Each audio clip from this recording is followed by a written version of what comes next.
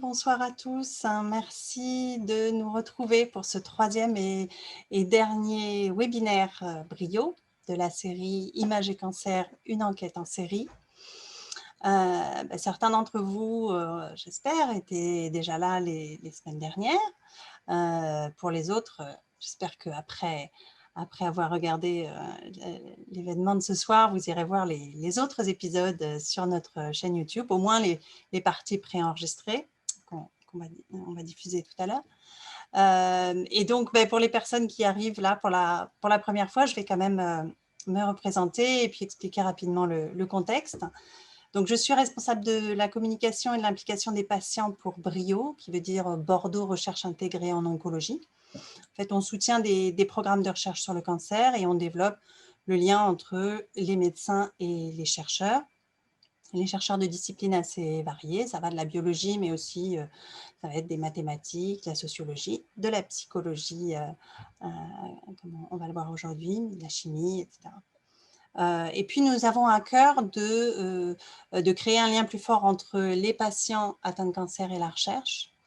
Et c'est dans cette idée-là qu'en 2016, on a lancé voilà, un embryon de collectif sur Bordeaux, Asperon & Co, qui depuis a grossi, donc association et patients engagés pour la recherche en oncologie et communauté professionnelle. Donc ça comprend des patients, des ex-patients, des aidants, des bénévoles d'associations et des professionnels de la santé et de la recherche qui souhaitent développer ce lien entre les patients et la recherche sur le cancer.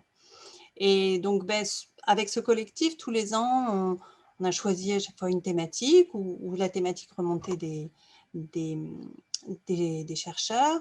Et on a travaillé pendant l'année avec des experts, cliniciens, chercheurs, des patients et des comédiens pour créer, coproduire ensemble un événement grand public, généralement qui prend la forme d'une soirée à l'automne à Bordeaux. Donc, en 2020, la thématique, c'était images et cancer. Mais évidemment, vu la situation, on a fait juste une première réunion en février. Et puis tout s'est arrêté à cause de la pandémie. Donc, on a dû réfléchir. Voilà, on ne voulait pas laisser tomber la thématique qui nous semblait intéressante. Et donc, on a transformé tout ça en cette mini-série d'événements numériques. On a voulu garder l'essentiel de ce qu'on a dans nos événements, c'est-à-dire des regards de différents points de vue entre les médecins, les chercheurs, les patients.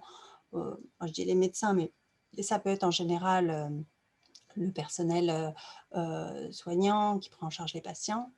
Et puis ce regard artistique un peu décalé qui apporte une pointe d'humour et d'émotions sur des sujets qui sont pas simples à la fois parce qu'ils sont compliqués à comprendre et puis aussi parce qu'ils peuvent être un peu douloureux. Et la possibilité de poser des questions. Donc, avant de vous présenter le déroulé de ce moment ensemble ce soir, je voulais vous parler aussi de la thématique de 2021 qui est cancer et nutrition. Donc là, c'était en marge d'un congrès scientifique sur le métabolisme et cancer. Donc, métabolisme, c'est justement plutôt la nutrition des cellules. On a organisé fin mai une demi-journée en ligne pour les patients sur cette thématique. Et là encore, il y avait des comédiens et des experts. Bon, pareil, on a un peu moins fait d'interaction qu'on le fait d'habitude avec les ateliers. Mais si la thématique vous intéresse, je vous invite à aller voir sur notre chaîne YouTube donc du CIRIC Brio. Et donc, je vais vous présenter les intervenants de ce soir. Donc, avec nous, alors, je vais leur demander de remettre leur micro et leur caméra.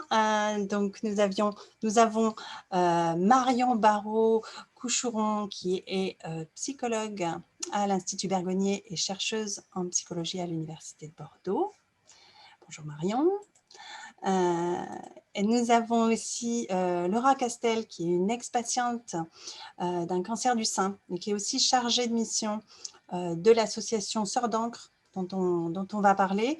Et dans la table ronde, vous verrez aussi Nathalie Caïd, qui n'est pas avec nous ce soir, mais qui est photographe et présidente de cette association. Et en tout cas, sur la thématique de Sœurs d'encre, Laura pourra répondre à toutes vos questions.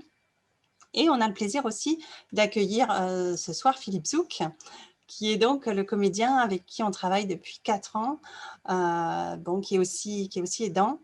Et voilà, il pourra nous expliquer son travail et l'expérience autour de ce projet-là.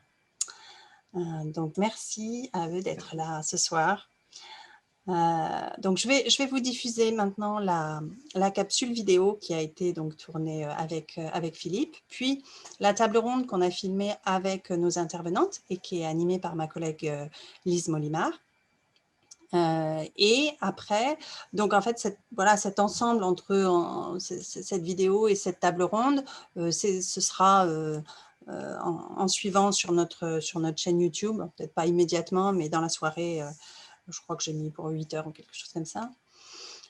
Et puis, on la mettra sur la page de l'événement. De toute façon, vous allez recevoir demain un mail, a priori, et même, je crois, les personnes qui ne sont pas là ce soir recevront le mail avec le lien pour pouvoir voir la vidéo. Donc, vous voyez sur votre écran, vous avez une partie QR, questions-réponses. Bon, n'hésitez pas s'il y a déjà des questions que vous vous posez autour de cette thématique-là, ou des questions à nos intervenants, vous pouvez les noter déjà pendant la vidéo. Et puis, on essaiera d'y répondre. Il y a aussi un chat, mais peut-être plus pour les commentaires ou éventuellement les partages d'expériences. Comme ça, nous, on sait qu'on a les questions sur QR. Et pour info aussi, vous pouvez poser les questions de manière anonyme. Voilà, donc n'hésitez pas, c'est le moment. Et puis, comme j'ai dit aussi aux autres épisodes, voilà, on est un peu triste qu'on soit toujours par écran interposé. On espère qu'on pourra aussi refaire des événements physiques. Bon, alors évidemment, on touchera peut-être des gens moins loin, mais en tout cas, au moins sur Bordeaux, peut-être en faire des événements physiques. On verra si on peut continuer aussi des événements à distance. Mais ce qui manque dans ces événements à distance, c'est le petit moment convivial, le petit apéro qu'on fait à la fin ensemble où on peut discuter aussi d'autres choses. Donc voilà, voilà, on a essayé que ce soit l'heure de l'apéro, mais on ne peut pas vous fournir le petit verre et les petits grignotages qui vont bien, donc on vous laisse vous occuper de ça. Et donc là, je vais lancer le film et on a à peu près… alors, il y avait beaucoup de choses à dire autour de nos sujets. Donc, on a un petit peu plus long que les autres. On est sur à peu près 38 minutes et on vous retrouve après pour échanger avec les intervenants. Voilà, donc je vais partager mon écran.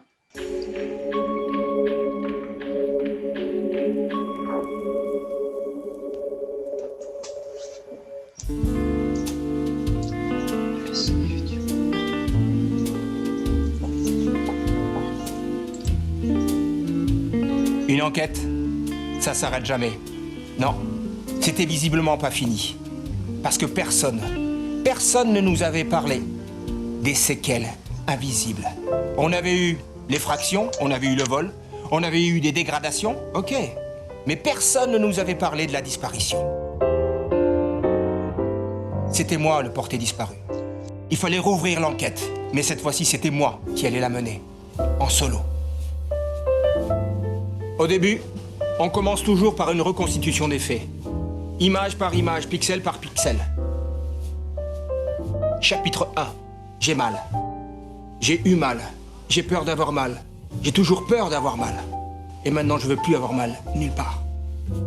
Chapitre 2. Je suis fatigué. Je suis toujours fatigué. Je suis constamment fatigué. Chapitre 3. Je me reconnais plus dans le miroir. Ni même dans ma tête d'ailleurs. J'ai peur. J'ai peur tout le temps, j'ai peur de tout. J'ai peur du nouveau braquage. Je sais plus comment faire. Le moindre bouton d'acné et hop, c'est les urgences. Je rumine tout le temps. Je suis devenu une vraie vache. C'est comme si j'avais des squatteurs dans l'encéphale. Je vois plus personne. Ou en tout cas, je ne vois plus les mêmes personnes. Chapitre 4. Les traitements m'ont décroché les wagons. J'ai la mémoire d'un poisson rouge. J'oublie tout. J'oublie mes mots, j'oublie mes idées. J'oublie même ce que je vais te dire là. Voilà. De toute façon, ça va revenir. Enfin, en tout cas, tu vas apprendre à attendre longtemps. C'est comme ça que ça marche. Je crois que je me suis vraiment perdu. Il faut peut-être que je renonce à quelque chose. À mon rôle dans mon film. Celui qu'on m'avait écrit depuis le départ. Oublier son texte. Oublier son scénario. Oublier ce pourquoi on a travaillé toute sa vie. Tout changer. Recommencer à zéro. Par où commencer? Quel chemin prendre? Est-ce qu'il y a un mode d'emploi? Réhabilitation? Transformation? En tout cas, reconstruction. Est-ce qu'il existe une méthode pour se reconstruire?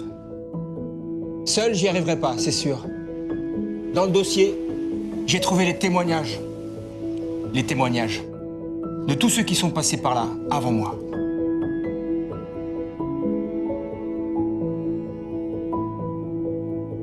Oui, je vous appelle concernant votre témoignage. Quand on vous l'a annoncé, ça vous a fait quoi exactement? Je pense qu'inconsciemment, je savais qu'il y avait quelque chose qui allait m'arriver d'important et que ça allait être transformateur, en tout cas dans ma vie. Sur le coup, le diagnostic, c'était plutôt un soulagement parce qu'il y avait toute l'inquiétude de savoir qu'il y avait quelque chose mais de ne pas savoir ce que c'était. Et du coup, d'avoir un diagnostic précis, ça fait un peu retomber la pression. Ça me permettait de savoir en fait. Avant, je me sentais que rien ne pouvait m'arriver. Et là, c'est le contraire. Maintenant, je pense que tout va m'arriver. Pourquoi ça m'arrive à moi? Nous, en tant que jeunes, c'est à toi qui n'as pas de chance. J'ai 81 ans. Ce qui est difficile quand on est âgé, c'est qu'on vous dise ça on peut pas faire, on peut pas faire, on peut pas faire vu votre âge. On se sentirait capable de recevoir un traitement, mais bon, c'est pas pour nous. L'impression que de toute façon j'étais au bout du rouleau. Les traitements m'ont beaucoup fatigué. On ressemble à un fantôme, on n'a plus de cheveux, on n'a plus de barbe, on a le teint livide.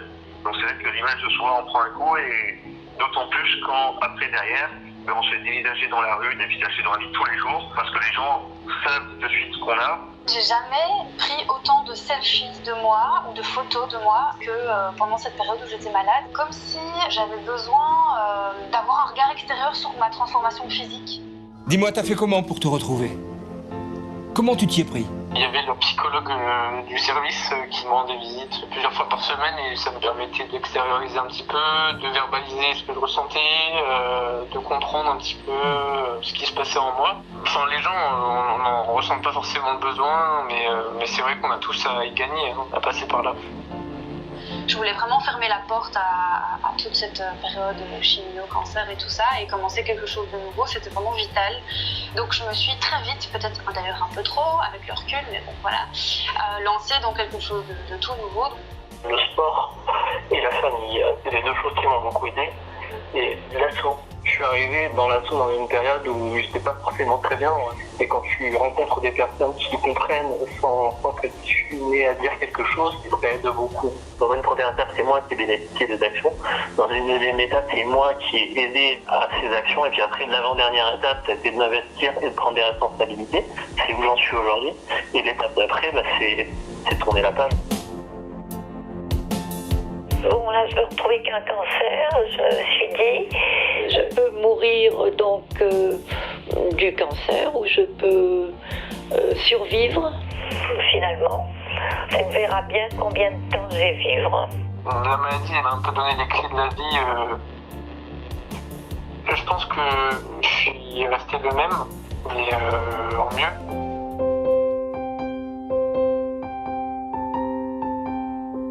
Image de soi pendant le traitement. Contre les ruminations, méditation. Contre la douleur, hypnose. Contre l'effondrement, psycho-comportemental de groupe. Contre l'isolement, là, c'est association de malades. Et pour tous, alors absolument pour tous, c'est l'activité physique. Allez, je me mets au sport. Se retrouver exactement comme on était avant, je crois que ça, c'est pas possible. Par contre, se trouver ici et maintenant, oui. Ça, je peux le faire, ça me plaît. Et puis continuer à me chercher, ça me plaît encore plus. Allez.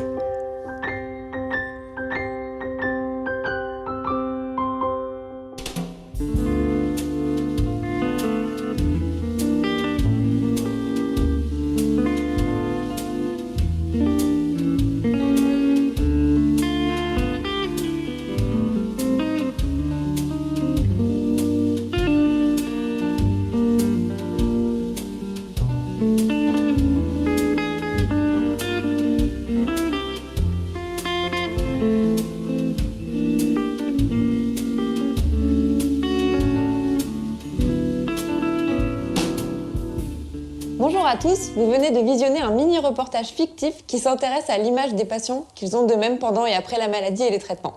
Merci à Philippe, le comédien qui a accepté de se mettre dans la peau d'un patient, et merci aussi à tous les patients qui ont accepté d'apporter leur témoignage à cette vidéo. Cette mise en scène nous permet d'aborder cette thématique avec un regard décalé, comme on aime bien le faire à Brio, Bordeaux Recherche Intégrée en oncologie. J'aimerais donner maintenant la parole à nos 3 invités de cet épisode Images en mouvement de notre mini-série Images et cancer, une enquête en série. Donc j'accueille aujourd'hui Laura Castel. Bonjour Laura. Bonjour Lise. Donc vous êtes une ex-patiente atteinte d'un cancer du sein, et vous êtes également chargée de mission à l'association Sœurs d'encre, également représentée par Nathalie Caïd. Bonjour Nathalie. Bonjour Lise. Donc vous êtes photographe et également présidente de l'association Sœurs d'encre dont nous parlerons tout à l'heure. À vos côtés, Marion Barraud-Couchouron. Bonjour Marion. Bonjour Lise. Vous êtes psychologue à l'Institut Bergonié, mais également chercheuse en psychologie à l'Université de Bordeaux. Marion, je vais d'abord vous adresser ma première question qui concerne finalement toutes les séquelles qu'on peut avoir après les traitements et le cancer, parce que certaines sont visibles, mais d'autres pas du tout et restent finalement cachées, mais peuvent quand même impacter la vie sociale, privée et professionnelle. Donc Marion, quelles sont finalement les conséquences qui peuvent être observées et qui affectent non pas l'image, mais les images de soi ? Et comme on le voit bien finalement dans ce film, les principales séquelles qui ne sont pas visibles d'emblée, c'est la fatigue, les préoccupations concernant la rechute possible autour de la maladie, ce qui engendre souvent beaucoup d'anxiété, ce qui est évoqué comme des ruminations, qui, du coup, si elles s'intensifient, peuvent prendre la forme beaucoup plus forte comme de troubles anxieux, voire des dépressions. Également, donc, des troubles cognitifs qui seraient souvent secondaires à la chimiothérapie. Ce qui est aussi assez bien documenté, justement, pour les patients après les traitements, dans la phase de rémission, c'est une difficulté parfois à pouvoir reprendre le travail tel que leur fonction le permettait avant. Donc il n'y a pas toujours aussi des adaptations de poste qui sont possibles, ce qui va engendrer aussi une perte de rôle d'un point de vue social. Et ça, c'est une séquelle aussi qu'on appréhende difficilement. La phase de transition pour finalement réinvestir le travail, la sphère sociale, la sphère familiale va aussi être impactée pendant les traitements. Et donc, du coup, comment les ajustements vont se faire avec le conjoint, avec les enfants, en fonction de l'âge auquel on est touché par la maladie. Là, c'est pas toujours des séquelles, mais en tout cas, ça va nécessiter une mise au travail psychique, relationnelle, qui se fait de façon continue, finalement. Mais de façon très nette, les séquelles qui sont sous-évaluées et sous-prises en charge, c'est vraiment principalement la fatigue et la question des troubles émotionnels. Ça, c'est sous-évalué. Il y a eu quelque chose, des études qui montrent justement que c'est sous-évalué, sous-prise en charge. Comment ça se mesure justement ça ?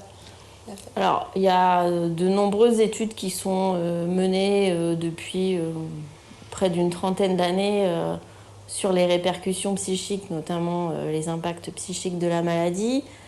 Il y a beaucoup d'échelles qui ont été construites aussi pour pouvoir évaluer ces impacts. Il y a des rapports, des recommandations de bonnes pratiques internationaux qui sont produits.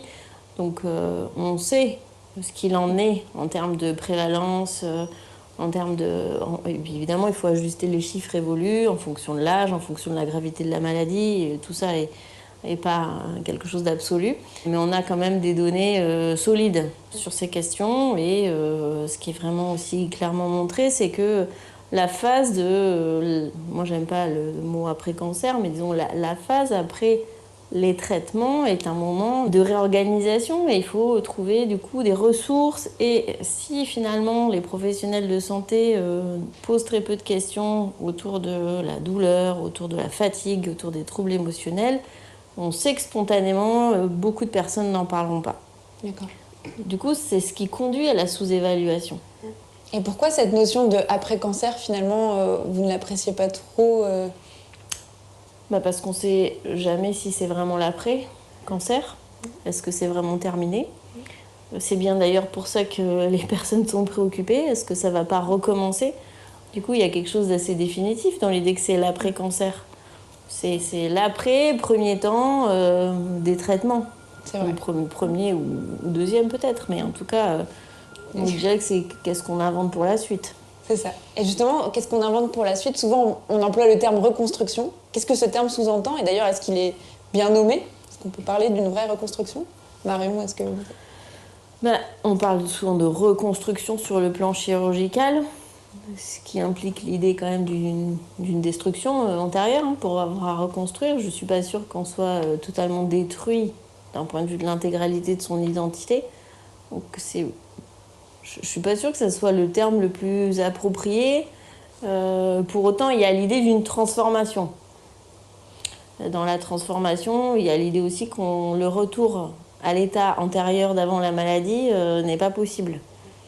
C'est aussi ça, souvent, qui peut être difficile dans l'intégration de qu'est-ce que je fais maintenant. Il y a des choses qui seront nécessairement modifiées au plan des valeurs, au plan de ce qui paraît essentiel sur ce qu'on a envie de faire finalement, de ce qui se présente pour soi, la façon dont aussi les liens qu'on a se sont plus ou moins ou détendus ou rapprochés. Donc il y a l'idée d'une transformation, c'est certain.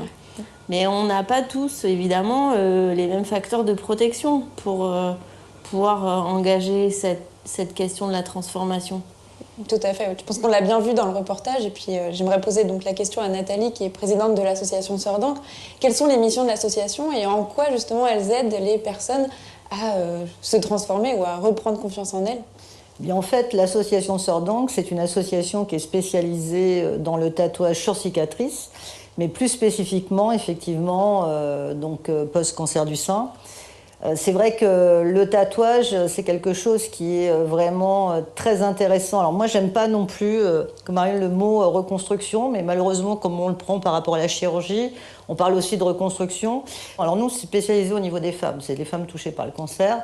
Et donc, en discutant avec elles, on a souvent cette perte de féminité. On parlait de la famille, on parle de l'intimité, on parle du mari, du conjoint, etc. Forcément, dès qu'il y a une dégradation du corps. Et moi, j'ai beaucoup parlé de mutilation, puisque moi, j'étais un peu extérieure à tout ça. Et en 2010, j'ai commencé à travailler avec les femmes et la poitrine des femmes, pour l'Institut Bergonié sur une expo d'ailleurs.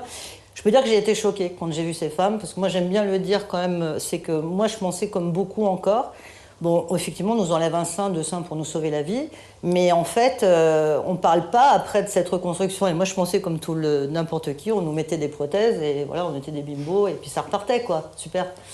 Non, c'est pas du tout ce que j'ai vu. Et j'ai été extrêmement choquée la première fois que j'ai vu un sein à façon patchwork, plus de tétons, des seins qui ressemblent. Bon, je vais pas parler que de ça, mais c'était vraiment un choc et ça c'est hyper important.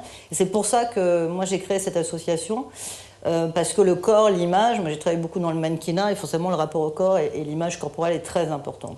Le tatouage, donc ça vient effectivement souvent. Alors c'est pas moi qui le dis, j'aime bien prendre le mot des femmes. Pour certaines, c'est un point final à la maladie. Entre guillemets, bien évidemment, mais pour elle, c'est la phase où on comprend que dans le miroir, quand on a subi une ablation ou même une tumorectomie partiellement du sein, le sein n'est plus pareil et c'est cette image qui est renvoyée en permanence, l'image de la maladie, de l'opération et tout le chemin qu'ont parcouru ces femmes. Et même certaines me disaient, en sortant de la douche, c'est une zone qu'on évite, on ne veut pas regarder, etc. Bon. Donc forcément, le tatouage, on vient apporter quelque chose. On arrive en général entre 1 an, 2 ans, 5 ans, 10 ans. Les chemins sont quelquefois longs, ou quelquefois trop rapides, puisque Laurent en parlera. Il y a des femmes pas opérées qui veulent tout de suite venir avec nous. Et la particularité de cette association, en fait, moi très vite, alors bon, effectivement, je suis très tatouée, mais je ne suis pas quelqu'un de pro-tatouage, en fait. Ce qui m'a intéressée dans le tatouage, c'est d'apporter... Alors, j'aime pas le mot reconstruction. Moi, avec les femmes, elles m'ont parlé de réinventer sa féminité. Et j'ai trouvé ça très beau, parce que c'est pareil, on dit perte de féminité, perte de féminité. Et les femmes m'ont dit, mais moi, Nat, j'ai pas perdu ma féminité. Je ne suis plus la même, etc. Moi, je préfère réinventer sa féminité. Et j'ai trouvé ça très, très chouette. Donc, je l'emploie quand même beaucoup maintenant. Et en fait, ce qui est hyper important aussi, c'est que dans cette association, tout de suite... je me suis dit que les femmes ne pouvaient pas aller dans des salons de tatouage. C'est très particulier. On est dans des univers où les gens sont quand même un peu particuliers, très tatoués, avec des looks pas possibles, etc. Ça peut freiner des femmes qui sont déjà mal en fait dans leur corps. Et franchir le salon d'un tatoueur, c'est pas évident. Expliquer son histoire, c'est encore pas évident. Et pour à la fin montrer ce que l'on a et que la personne fasse waouh, donc parce que ça peut être choquant. Hein. Moi, je vois moi il y a 6 ans, ça m'a choquée. Et donc forcément, c'est un chemin qui était très compliqué. Et moi, quand j'ai commencé à écouter ces femmes-là, parce que bon, j'ai travaillé sur un livre, donc j'ai interviewé et photographié 195 femmes. Et ben en fait, j'ai rencontré plusieurs femmes, mais dont une femme qui m'a marquée, qui avait une mastectomie, qui s'est fait faire un tatouage intégral. J'ai trouvé ça superbe, et surtout ces mots. Et pour elle, elle m'a dit, mais pourquoi on veut forcément nous imposer de nous reconstruire, entre guillemets, de nous remettre un sein, enfin bon, avec plein de... On ne va pas parler des techniques, mais... Moi, je voulais pas tout ça. Moi, on m'a sauvé la vie, on m'a enlevé le sein. Moi, je voulais quelque chose d'esthétique pour, déjà par rapport à mon mari, par rapport à moi, enfin mon intimité. Et j'ai trouvé ça vraiment très fort. Et je me suis dit, waouh, le tatouage, on peut vraiment faire quelque chose. Et donc après, il fallait trouver comment. Parce que moi, je suis pas dans le milieu du tatouage. Et il se trouve que par le livre, j'ai donc une vingtaine de tatoueuses que j'ai interviewées, des jeunes tatoueuses. Femmes, c'est vraiment, on reste sur les femmes. Et donc, très vite, je leur ai dit, voilà, est-ce qu'on pourrait pas essayer de... Vous pourriez pas apporter votre art, en fait, donc avec des femmes qui ont ces cicatrices et qui peuvent les cacher, etc. Et elles m'ont dit, oui, pourquoi pas, mais bon, il faut quand même y réfléchir, c'est quand même pas pareil, etc. Et donc, on a commencé à réfléchir. Moi, je suis allée voir la Maison Rose à Bordeaux, donc ce sont des amis. J'avais travaillé en tant que photographe sur le premier Rose Magazine. Et l'Institut Bergonié aussi. Et on a discuté et je leur ai dit, on devrait le faire à la Maison Rose. C'est très cosy, les femmes sont habituées, elles sont dans leur univers. On n'est pas dans un univers un peu choquant qui peut les rendre aussi mal à l'aise. Et donc, elles m'ont dit, ok, on va voir, mais on n'est pas sûr que les femmes veulent se faire tatouer. Mais nous, on ne voulait rien imposer. Et ce qu'on a fait, c'est elles ont passé une annonce sur les réseaux et il y avait 35 femmes à la première réunion qui sont venues se renseigner. Et il y avait d'ailleurs, on avait une radiologue, je me souviens plus de son problème, de l'Institut Bergonié, il y avait Gérald Carmona et puis il y avait une tatoueuse et moi. À l'époque, ça se faisait peut-être dans une autre ville, ce genre de tatouage sur Non, pas du tout. Pas du tout. En fait, ce qui s'est passé, quand moi je me suis intéressée au tatouage, en fait, j'ai cherché en France ce qu'il y avait comme association, j'en ai pas trouvé. Et ça se faisait beaucoup aux États-Unis, par contre. Donc je me suis un peu inspirée de ça. Et en même temps, il me fallait que j'ai le milieu médical avec nous, parce qu'on ne pouvait pas tatouer des femmes. Enfin, c'était très particulier, parce qu'on sait tous les traitements, on sait la radiothérapie, tout ce que ça provoque aussi au niveau de la peau. On ne peut pas tatouer de façon classique. Et donc on l'a fait avec la Maison Rose, avec l'Institut Bergonié, et très vite dans la boucle on a mis un oncologue qui est président de l'AFSOS, Yvan Krakowski, qui est la première année, quand il a écouté les témoignages des femmes, Laura était dans la première année d'ailleurs, s'est fait tatouer, on a fait une reconstitution, une petite conférence à l'Institut Bergonié, et quand ils ont entendu les témoignages des femmes surtout et des tatoueuses, il s'est dit, ok, lui en plus spécialisé des soins oncologiques de support, donc le soin de support c'est vraiment quelque chose qui se développe, et nous, notre association est considérée comme l'AFSOS, on est référencé comme soin de support, donc on était déjà super contents, mais surtout on s'appuie sur le médical, c'est-à-dire que dès qu'on a un doute, on s'appuie, on demande donc l'avis des professionnels, on a aussi la chirurgienne Françoise Sauffret, qui est avec nous, et on est allé plus loin, c'est que depuis maintenant, depuis la 2e année, on fait une information médicale et technique de toutes nos tatoueuses. C'est-à-dire que les tatoueuses savent toutes les opérations que peuvent avoir une femme, et on travaille aussi sur la psychologie, parce que forcément, les tatoueuses, c'est pas des psychologues, mais elles connaissent les histoires, elles connaissent, c'est vraiment hyper important. Oui, puis je pense que les femmes se confient pendant... parce qu'un tatouage, ça dure un peu de temps quand même, donc je pense qu'elles se confient beaucoup. Elles se confient, et en plus, on a plein de tatoueuses maintenant qui travaillent avec des méthodes justement de sophro, qui travaillent avec tout un tas de choses autour par rapport à la douleur, parce que nous, l'idée, c'est pas d'infliger. Bon, le tatouage, ça fait un peu mal quand même. Des fois très mal, ça dépend des tissus. Du coup, ça, c'était hyper important. Et en même temps, moi, sachant le prix des tatouages, si on veut des beaux tatouages, avec des bons tatoueurs, tatoueuses, nous, ça a un coût. Et donc les femmes étant très précarisées après la maladie, il fallait qu'on arrive à offrir ces tatouages. Donc la condition sine qua non pour entrer dans l'association, outre la formation évidemment des tatoueuses aguerries, c'est qu'elles offrent chaque année, pendant Octobre Rose, c'est Rose Tattoo, c'est l'événement Rose Tattoo, elles offrent un tatouage, des fois plus, enfin bon, on arrive à tatouer, on va dire maintenant, 70 femmes on avait là, 70 femmes sur octobre. Dans toute la France, on a des tatoueuses, et puis voilà, on essaime un petit peu. Et on a aussi des chirurgiens et des radiologues qui ont décidé de faire Rose Tattoo et qui forment leurs tatoueuses avec nous. Enfin voilà, donc je vais faire court. Là, je m'emballe et Laura me regarde, elle est partie. Et donc, Laura, vous, en tant qu'ancienne patiente, vous avez décidé de vous faire tatouer. Pourquoi ce choix? Quelle raison? Mais en fait, moi, je me suis fait tatouer. Donc, moi, j'ai eu un cancer très jeune, j'avais 26 ans. À 30 ans, on a décidé de m'enlever mes 2 seins. J'avais trop de chances de récidive. Et donc, on m'a enlevé un mamelon. Donc, j'avais plus qu'un mamelon. 2 balles en plastique, on va dire, puisque j'avais des prothèses. Et c'est vrai que 15 jours après la dernière intervention, je suis tombée enceinte. Donc je me suis un peu approprié mon corps, mais sur une autre forme de devenir mère. Et je me suis arrêtée un peu de me focaliser sur mes seins. Mais quand ma fille est née, la focalisation est revenue. Et déjà, j'avais un soutien-gorge de contention jour et nuit, je ne le quittais plus.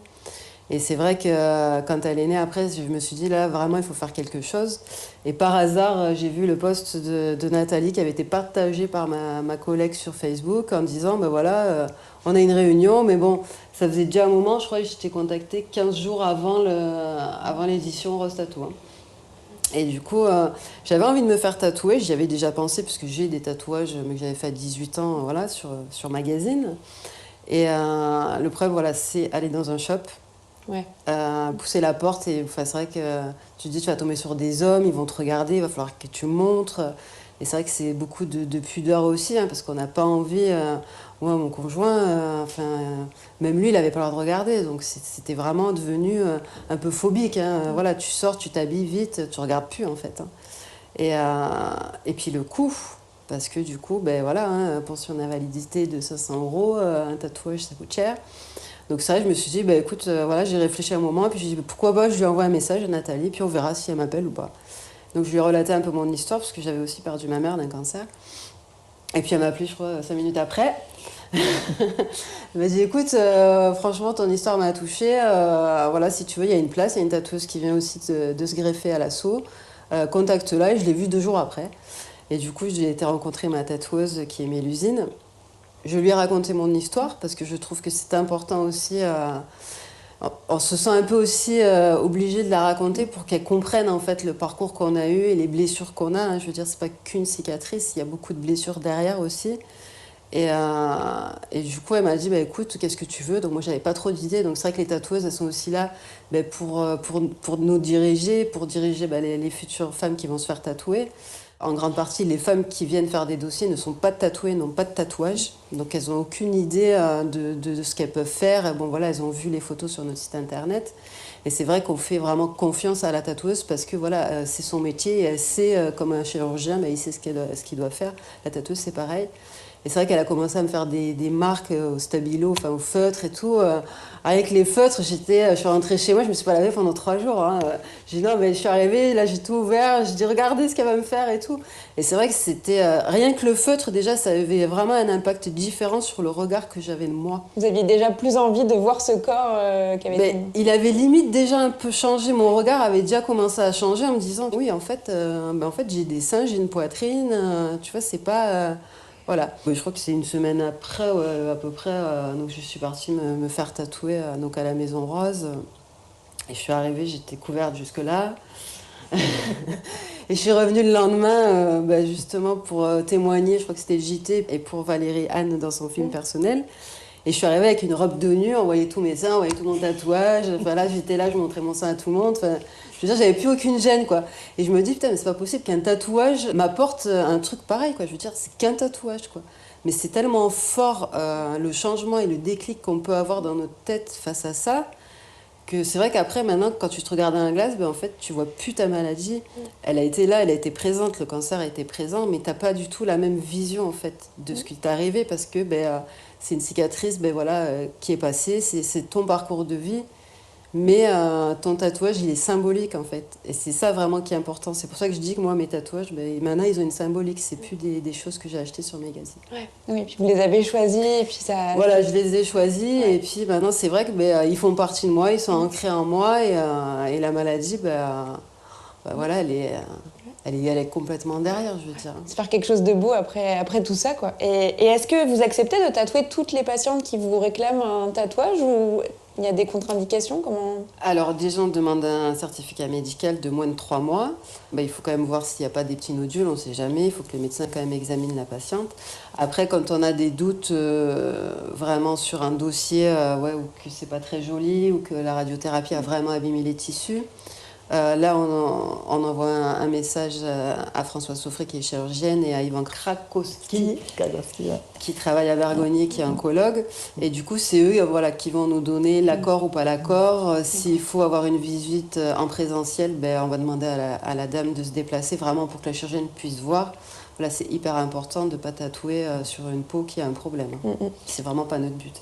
Après, ce qui est important aussi, nous, en évoluant, parce que ça fait la 6e année, et avec Françoise et Yvan, on s'est dit qu'il y avait certaines formes que pouvait donner la radiothérapie. Alors moi, je me souviens jamais, c'est tous les petits vaisseaux rouges qu'on a après cette radiothérapie. On a décidé que sur ces vaisseaux-là, on ne tatouerait pas. Et aussi avec notre tatoueuse, parce qu'on a une tatoueuse référente qui tatoue aussi les brûlures, etc.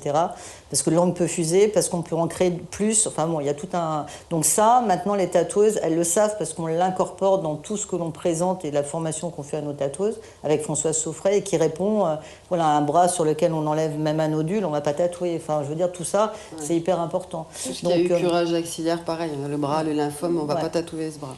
Donc tout ça, c'est des petites choses que, voilà, et puis après des traitements, l'immunothérapie, tout ça, on a fait un gros protocole. Voilà.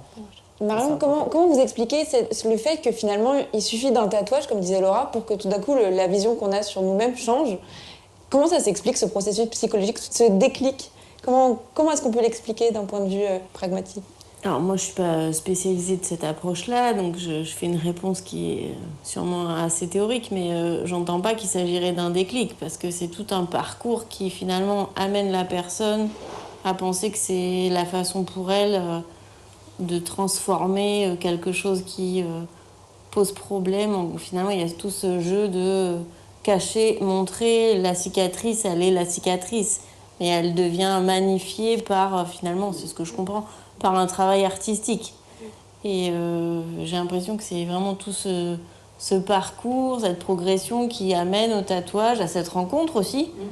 Il y a quelque chose de vraiment touchant dans ce que vous évoquez. Il y a l'idée d'un partage, d'une communauté de femmes, d'une transmission aussi, d'un savoir entre tatoueuses.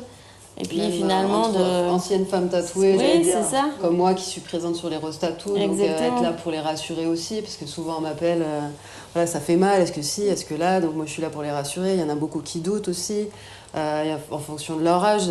Voilà, Laura, est-ce qu'à 60 ans on peut se faire tatouer? Mon fils n'est pas d'accord. Enfin, je veux dire, et c'est vrai que moi aussi, ma mission aussi, voilà, c'est de pouvoir les rassurer, d'être là. Et c'est vraiment ce petit cocon avec Nathalie qu'on veut garder quand on fait nos Rose Tattoo. C'est important que même les tatoueuses voilà, soient toutes ensemble, qu'il y ait ce lien en fait, entre nous, qui est indescriptible. Il n'y a que nous en fait, qui peuvent voilà, savoir ce que c'est. Puis visiblement, il y a aussi l'idée que n'importe qui, enfin n'importe quelle femme peut se dire, tiens, finalement c'est quelque chose auquel je n'ai pas pensé et qui d'un coup s'impose à soi.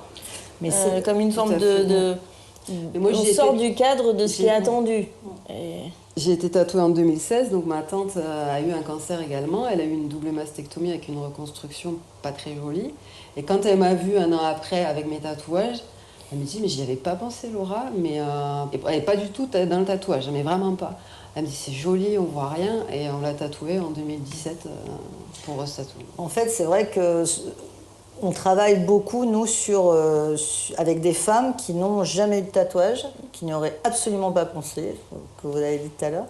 Et en fait, ce qui est hyper important pour nous, c'est de bien quand même travailler avec elles en amont. Parce qu'une fois qu'on est tatoué, il faut s'imaginer un corps, j'allais dire vierge, voilà, sans rien. Et tout d'un coup, vous avez un tatouage. Il faut s'y préparer, ça se fait pas comme ça, c'est pas enfin voilà, c'est vraiment une préparation. Donc nous on insiste beaucoup quand on intervient pour en parler, mais à la fois aussi, il faut savoir que nous on tatoue aussi des femmes qui ont eu beaucoup de problèmes voilà, de cicatrisation, de nécrose, tout un tas de choses. Donc leur corps, il n'y a plus grand chose à faire, je dirais entre guillemets, hein. Et donc le tatouage est vraiment un peu, ça arrive pour ouais, ça les sauve. C'est pas un vain mot, en fait. C'est vraiment après, il y a des femmes aussi qui peuvent plus se faire reconstruire parce qu'elles ont eu trop d'échecs sur des prothèses sur ci, sur là. Et du coup, elles voient le site internet, elles voient que y a des femmes finalement qui n'ont plus de seins mais qui se font tatouer.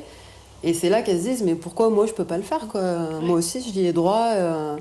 Et c'est vrai que tu te dis, bah oui, on n'est pas obligé de se faire remettre des seins. Maintenant, c'est vrai que moi, je trouve que plus en plus, il y a des femmes qui ne veulent pas se faire reconstruire. Parce que voilà, aussi le parcours de la reconstruction, c'est le parcours du combattant, on va dire. Hein, quand tu as eu tous les traitements et en plus on repart sur des chirurgies, des fois voilà, de 4, 5, 6 opérations, il y en a beaucoup qui n'ont plus envie en fait. Donc c'est vrai que souvent on m'appelle, elle me dit non mais là voilà, j'ai fini, mais j'ai pas envie de repartir me faire découper voilà, le dos, le ventre, c'est trop lourd en fait. et je préfère avoir un tatouage. Ouais. Donc finalement, on comprend qu'il y a pas mal de pistes à explorer. Il n'y a pas qu'une seule bonne méthode, chacun sa méthode. Et en dernière question, j'aimerais quand même savoir, dans le domaine de la recherche, finalement, à quoi est-ce que la recherche s'intéresse dans le processus de reconstruction ? Marion, à quoi s'intéresse la recherche aujourd'hui ? Alors là non plus, je n'ai pas une vision complètement exhaustive parce que la recherche autour des soins oncologiques de support, c'est quand même un champ qui est large, qui est très hétérogène et très dynamique. Donc du coup, il y a pléthore de publications scientifiques quand même sur ces questions.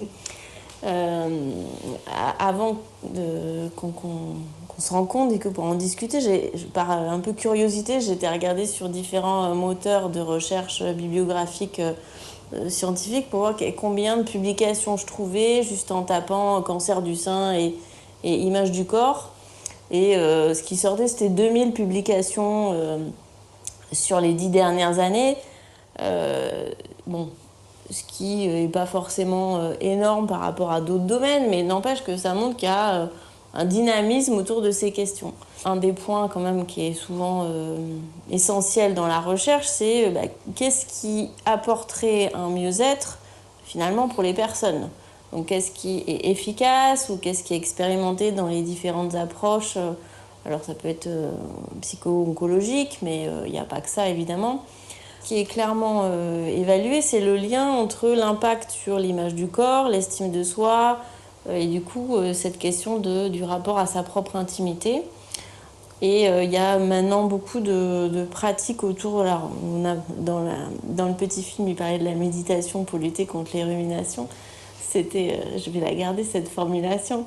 Il y a beaucoup d'interventions, effectivement, qu'on appelle des approches intégratives corps-esprit, qui recommandent ces pratiques autour de la pleine conscience et qui font aussi, du coup, l'objet de beaucoup d'évaluations. C'est ce qui fait aussi que, du coup, ça donne de la solidité à ce qu'on peut proposer, parce qu'on a des éléments de preuve. Alors, on peut discuter sur ce que c'est la preuve quand on évalue du comportement, des émotions. Il y a beaucoup de débats méthodologiques. Pour autant, on a maintenant assez de recul sur ces questions. Et du coup, toutes les approches qui, finalement, visent à développer l'autocompassion montrent qu'il y a quelque chose qui permet de renouer une forme de dialogue adouci avec soi-même et plus une forme de jugement aussi sur le corps abîmé ou les séquelles peut-être cognitives ou la capacité à tenir toute sa journée sans être fatigué. J'écoutais ce que vous disiez sur cette question du tatouage et du coup que des femmes qui n'ont pas du tout un trajet autour de ça s'intéressent à ça. Il y a aussi la pression sociale exercée sur le corps des femmes, sur le contrôle de l'image des femmes. J'allais dire ça, c'est un problème. Et du coup, à quel point il y a une idée qu'il faudrait se conformer à un modèle. Donc, du coup, l'idée que non, c'est pas obligatoire de faire une reconstruction quand on entend aussi par moments, évidemment, tous les parcours difficiles autour de ça, ça donne de la liberté dans les options qui s'offrent à soi. Donc, je pense que je reboucle sur la question de la recherche, mais là aussi, il y a du coup, il y a plusieurs options et plusieurs façons d'aller mieux. Et du coup, c'est ces différentes approches qui font l'objet d'évaluation. Tout ce qui est activité physique adaptée, il y a de nombreux protocoles qui montrent l'intérêt, pas tant sur la prévention de la récidive, mais aussi sur l'amélioration de l'humeur.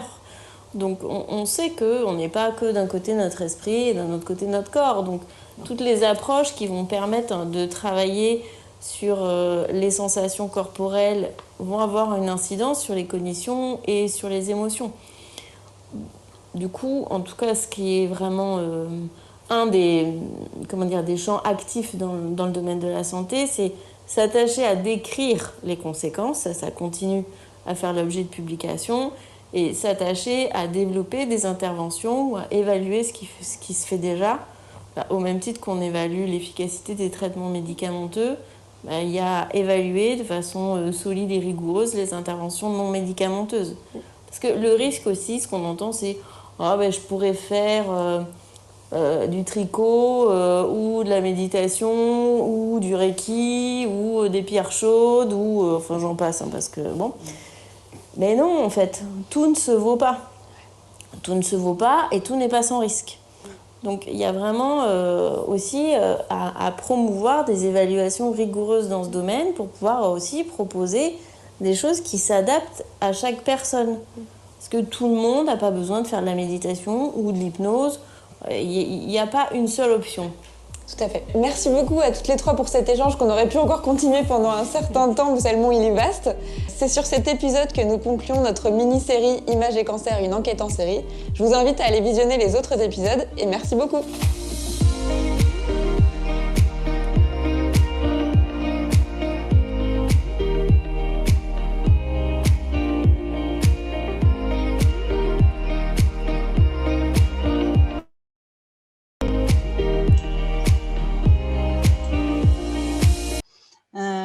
Alors, c'est bien, je vois qu'il y a eu pas mal de... Alors moi, je ne pouvais pas toucher mon écran, mais je sais qu'il y a eu un peu d'échanges sur le chat et puis qu'il y a quelques questions.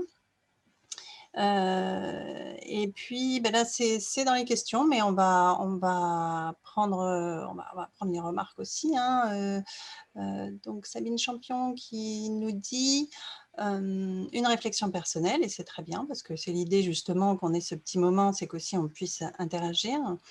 Donc, je crois qu'au-delà de la reconstruction, qui pour moi est plutôt rapport à la chirurgie, il s'agit surtout de faire le deuil de ce qu'on a été avant la maladie, et c'est vrai que ça, on en a parlé hein, avant, et par contre, alors ça, c'est quelque chose d'un peu... Je ne sais pas si Laura, tu avais entendu ça, mais elle dit qu'elle a entendu que l'encre migrait dans les ganglions et que ça pouvait fausser les imageries médicales. Est-ce que tu as déjà entendu parler de ça? Oui, alors ça, c'est la grande question, mais en fait, rien n'a jamais été prouvé sur que l'encre migre dans les ganglions. Il y a un dermatologue qui est le plus grand, Monsieur Kruger, voilà, qui n'a jamais pu prouver effectivement que l'encre pouvait migrer dans les ganglions. Donc, personne ne peut confirmer un oui ou un non. Nous, je sais qu'en tatou depuis 6 ans, je suis donc moi-même tatouée. J'ai fait énormément d'IRM mammaire. Je n'ai jamais eu aucun souci d'encre ailleurs dans mon corps ou dans mes ganglions ou quoi que ce soit, quoi. Donc là, c'est vraiment une question voilà, qui reste toujours en suspens parce qu'il n'y a pas réellement de réponse. Oui, puis ce que disait Nathalie, c'est que ça a été quand même validé en tant que soin de support. Donc, je pense qu'ils font quand même un peu attention justement à ce que ce soit quelque chose... après ce que disait Marion par rapport à la validation, à la validité pour certaines approches, ben, ça vaut aussi pour des choses qu'on entend. Bon, ben, tant que ce n'est pas réellement prouvé, bon, peut-être si quelqu'un a dit ça une fois où il y a eu... alors après, je vois une remarque. Je suis grand-père avec un lymphome qui m'a occasionné des œdèmes. Mon cas est rien du tout par rapport aux femmes et aux jeunes filles qui ont été confrontées à des super-œdèmes du bras, dans certains cas. Mais bon, c'est quand même, il disait que dans ce cas, le tatouage ne doit pas être une compensation acceptable, mais les lymphomes constituent une autre catégorie de cancer, mais des cancers quand même. Voilà, donc c'était peut-être pas vraiment une question non plus, oui, plutôt une remarque. C'est sûr que ça change pas la situation du corps, mais bon, ça change le regard, c'est ce que tu disais, le regard déjà de soi-même et puis peut-être des autres aussi. Après, ce n'est pas le tatouage qui va risquer de retomber malade. Voilà. Ça, pour le moment, on ne l'a jamais vu. On travaille quand même avec voilà, une chirurgienne, avec Ivan Krakowski, qui est oncologue et qui est président aussi de l'APSOS, donc les soins de support. Je veux dire, nous, sur l'ASSO, on est quand même très entouré au niveau médical. Il y a quand même ce certificat médical également qui est demandé avant chaque tatouage. Donc voilà, on est quand même équipé, tout est quand même cadré au niveau de l'association. Hein. Oui, oui, oui. Et puis après, tu disais, voilà, justement, il y avait la question de l'œdème a été mentionnée un petit peu dans la table ronde, que justement, dans certains cas, si Voilà, on ne le fait pas. après, il faut savoir aussi, c'est que quand on a enlevé les ganglions sentinelles, on ne tatoue pas sur ce bras. Voilà, c'est interdit parce que on a moins de défense, même plus de défense immunitaire, et on ne prend pas de risque. Mais ça, c'est pas que le tatouage, hein, ça va de la prise de sang, ça va à la brûlure. Normalement, voilà, je veux dire, chaque patient qui a été malade et qui a eu les ganglions de retirés sont informés par leur oncologue qu'il faut faire quand même très attention à ce bras. Mais c'est dans la vie de tous les jours, hein, c'est pas, sur le tatouage, mais ça, toutes nos tatoueuses savent qu'il ne faut, strictement pas tatouer ce bras. Mhm. Je vais reprendre quelques questions que j'avais pour Marion par rapport à l'accès à, déjà peut-être l'accès à un ou une psychologue. Est-ce qu'on sait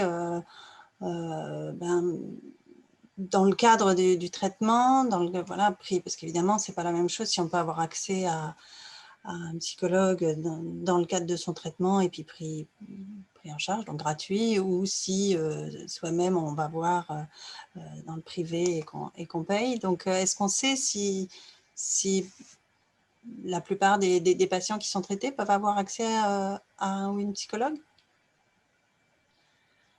Depuis le premier plan cancer, donc depuis à peu près 2006, en fait, il y a quand même eu une large dotation des services hospitaliers de cancérologie, hein, autour du fait de pouvoir avoir des psychologues rattachés dans les services et du coup permettre l'accès à ce type de prise en charge.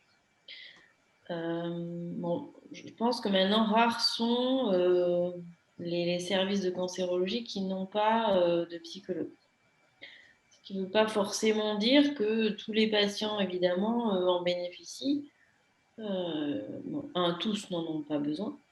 Et puis, clairement, il y a aussi à quel moment l'adressage, l'orientation peut se faire.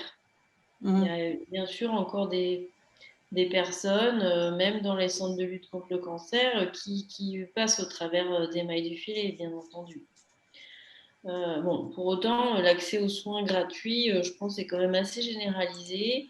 Il y a aussi certaines mutuelles qui prennent en charge un nombre de consultations dans le cadre, en libéral, j'entends, pardon, Ouais, en lien avec la pathologie cancéreuse. Donc, ce qui permet aussi parfois de pouvoir accéder avec une aide financière, du coup, à des consultations chez des psychologues libéraux. Mmh.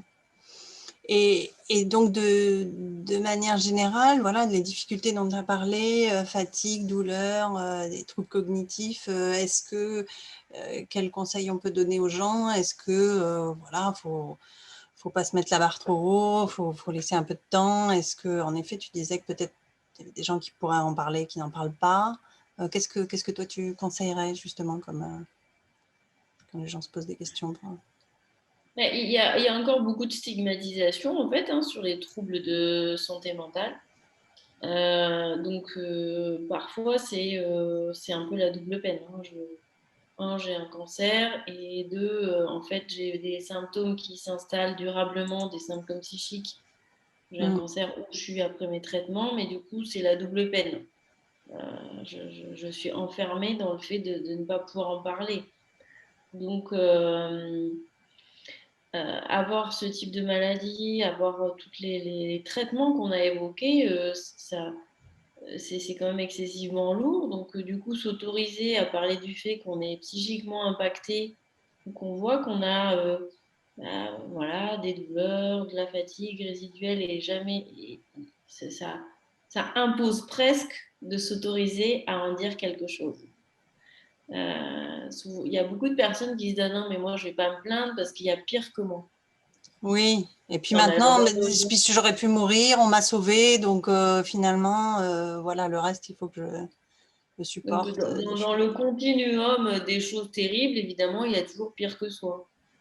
Pour autant, on a le droit d'en dire quelque chose et du coup, peut-être aussi d'avoir la possibilité de bénéficier d'une aide qui va aussi éviter que certaines situations s'enquistent et génèrent d'autres effets délétères pour soi-même et pour sa famille, voilà. Donc, je pense que plus vite on en parle, et puis peut-être que plus vite on a la possibilité d'être aidé. Donc moi j'aurais le témoignage de moi-même en tant qu'aidant. Donc j'ai sauté à pieds joints dès qu'on m'a proposé une aide psychologique dans la clinique où avait eu lieu donc, le suivi de mon épouse. Et ça nous a fait un bien fou, je pense, vraiment. Parce qu'on s'est retrouvés finalement, le couple, non pas en thérapie conjugale, mais bien en thérapie de support, chacun de son côté. Donc mon épouse avec sa problématique de maladie et moi surtout sur comment trouver de la ressource pour pouvoir rebondir, comment garder l'optimisme, comment être sûr que le pire n'est jamais sûr et continuer à aller de l'avant. Donc certaines cliniques ont un package, on va dire, un nombre d'heures, voilà, à disposition à la fois, donc bien sûr pour les patients, mais pour aussi les aidants. Et ça, il faut vraiment le noter parce que c'est un super témoignage de dire ça, ouais, parce que je pense ça fait un bien fou. Il faut le faire parce que ça nous permet de relativiser et de voir, alors bien sûr, toujours pareil, dans le continuum, il y a toujours pire que nous, ça c'est sûr, mais notre douleur, c'est la nôtre.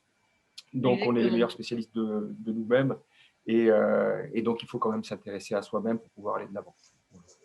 Oui, puis ce que tu dis, Philippe, c'est fondamental parce qu'il y a aussi, en tant qu'aidant, le risque de s'épuiser. Donc, prendre soin de soi via ce type d'accompagnement et d'autres choses, c'est fondamental.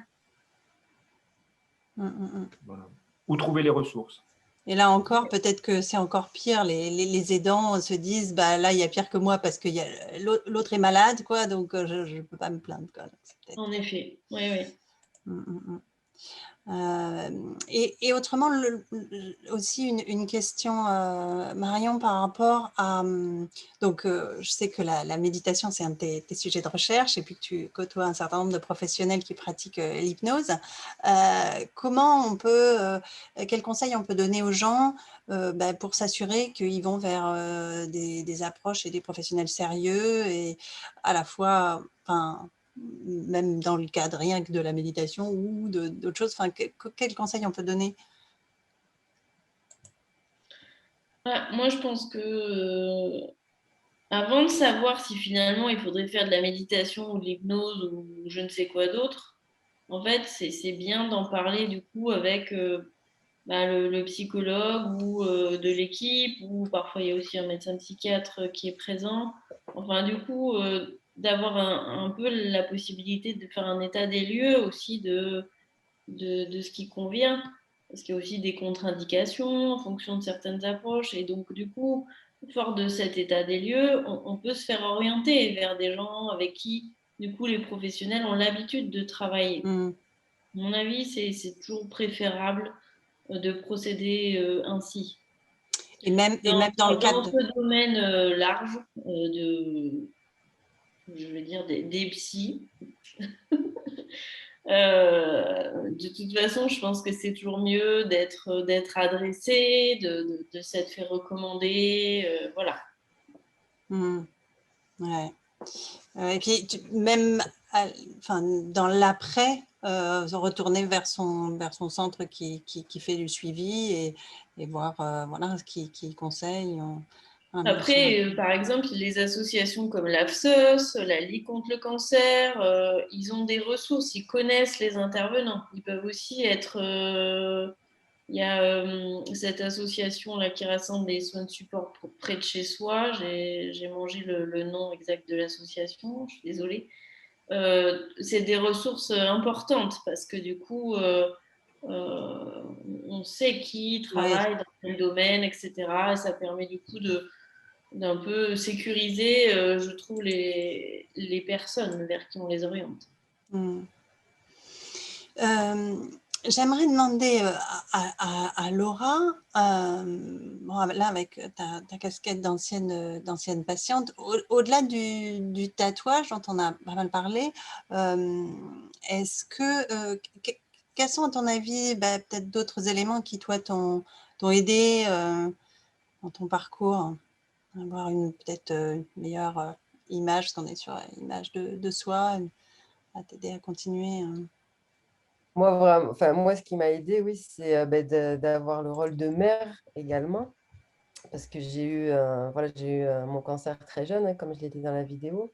Et c'est vrai que ça, c'était quelque chose qui me tenait à cœur parce qu'il y avait quand même cette hormonothérapie que je devais prendre, mais que j'ai refusé parce que c'est 5 ans.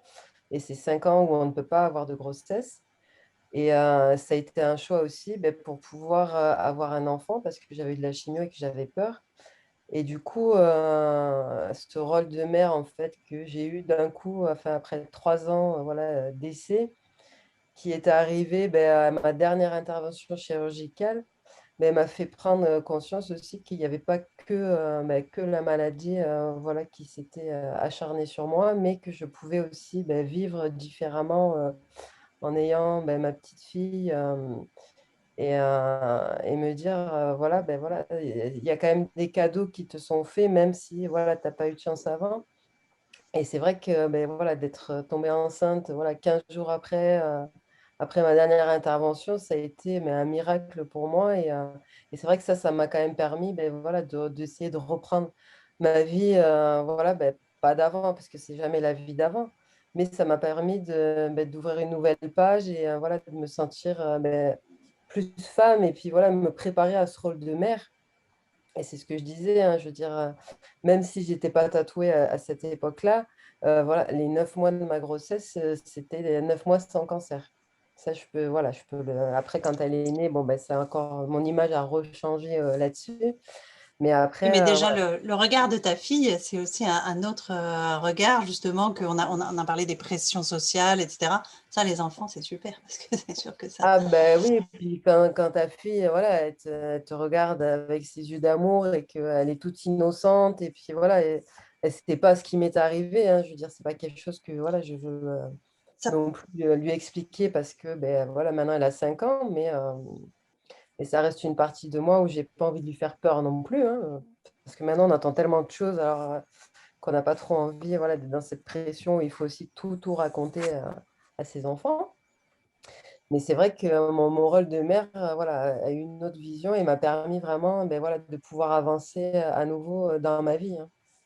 En tout cas, un autre rôle, tu t'as dit écrire une nouvelle page, je trouve ça intéressant parce que, voilà, avoir un autre rôle, et puis, même si ce n'est pas des enfants, ça peut être aussi, je sais pas, aussi des, des, des connaissances ou des amis, même des nouveaux amis, faire cet équilibre entre peut-être ce qu'on avait avant et peut-être des nouvelles choses qu'on développe pour une nouvelle page.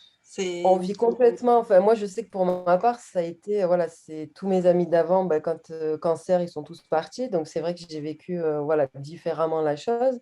Et après, j'ai quand même eu cette rencontre avec Nathalie, hein, Caïd, qui est donc la présidente de l'asso, qui m'a un peu prise sous son épaule aussi parce qu'elle a été touchée par mon histoire.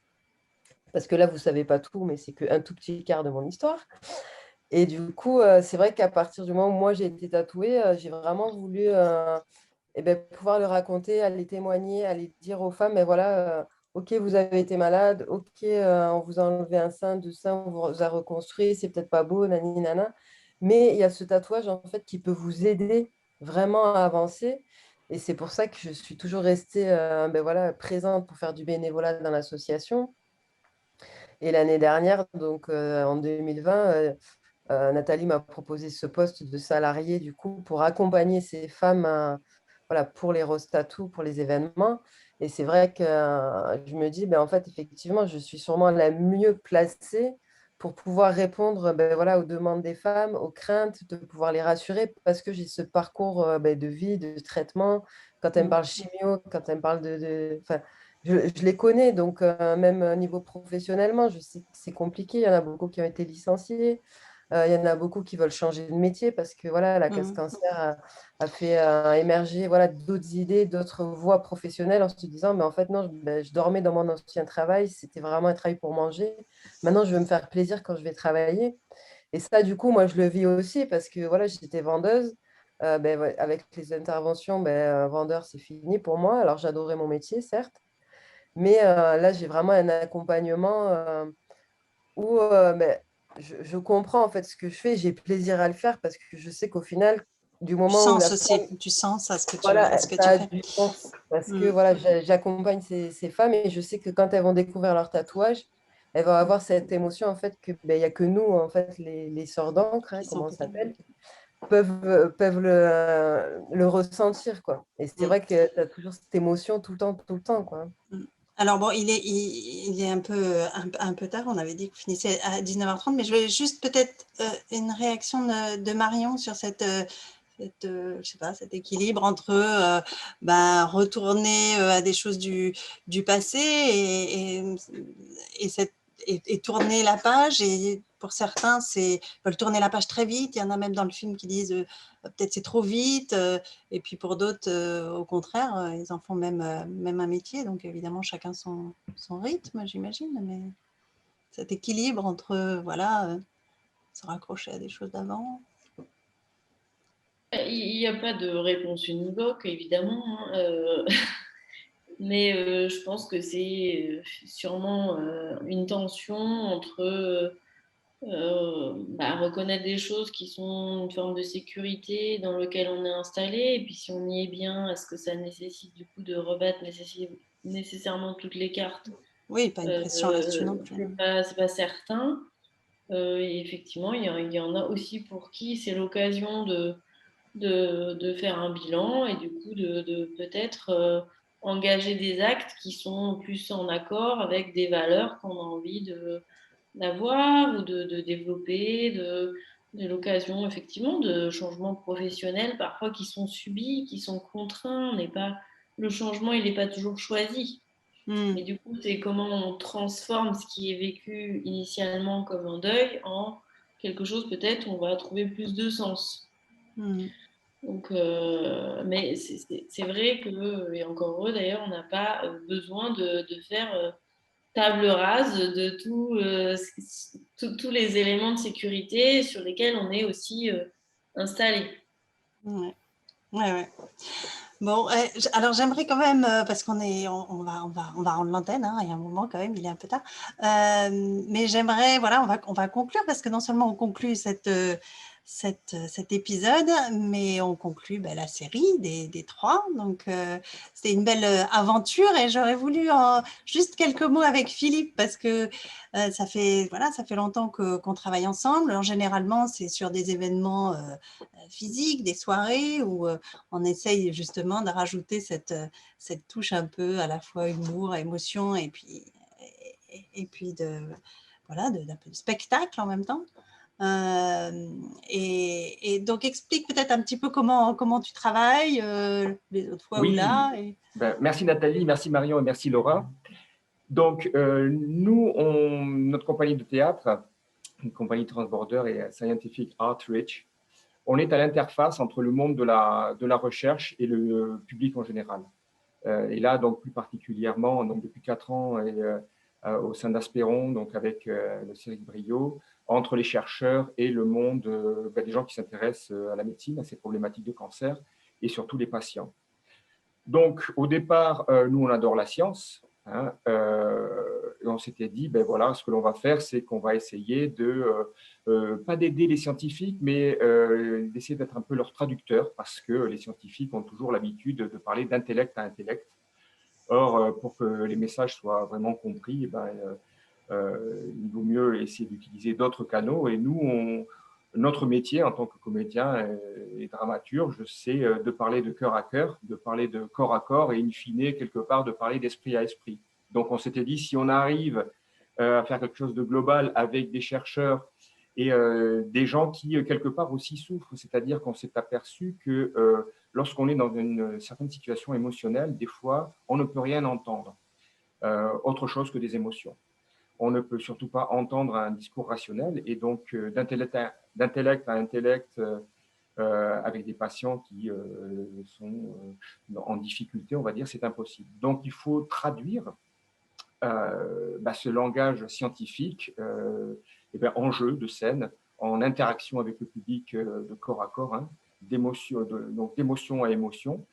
Et je rajouterai aussi une petite part d'esprit à esprit, c'est-à-dire essayer de trouver quand même une petite touche poétique qui fait notre marque, voilà, notre marqueur. Alors, ce qui nous est arrivé, alors d'habitude, d'abord on travaille avec les scientifiques, on essaie de comprendre ce qu'ils veulent. Tu apprends toute l'immunologie en un été, comme tu avais fait. Voilà, c'est ça, on a pris des cours particuliers d'immunologie, hein. On a pris des cours particuliers d'anapathie, voilà. Donc on sait tout là-dessus.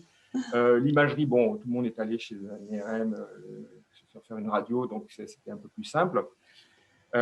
Donc là, on digère tout ça pendant en général tout un été et on arrive à trouver quelque part la substantifique moelle qui va être le lien avec les gens qui vont nous regarder énormément en live.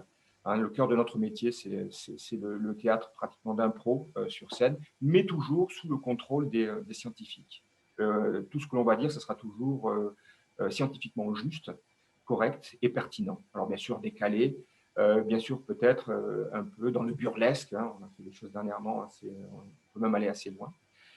Et donc on aime beaucoup travailler, on travaille beaucoup, parce que les scientifiques travaillent beaucoup, et ça le public le ressent le mais là, sur image de soi, c'était pas ça. Alors, justement, d'habitude, on est des traducteurs de scientifiques vers de l'émotion. Or là, image de soi, la matière brute, ce n'était pas de la science. C'était déjà de l'émotion. Donc, comment traduire de l'émotion avec de l'émotion? On s'était dit, et surtout moi en particulier, j'avais quand même pas une éthique, mais un point de vue déontologique. Je me dis, je ne peux pas parler à la place des gens qui sont vraiment passés par là.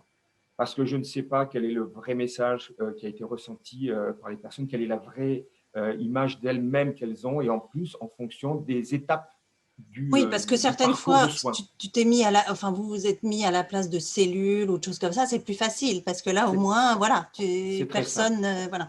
Tandis que là, donc, on s'est aperçu très, très vite qu'il y avait un panel, une multitude d'émotions, une multitude de situations, et que l'on ne pouvait pas prendre qu'un seul prisme.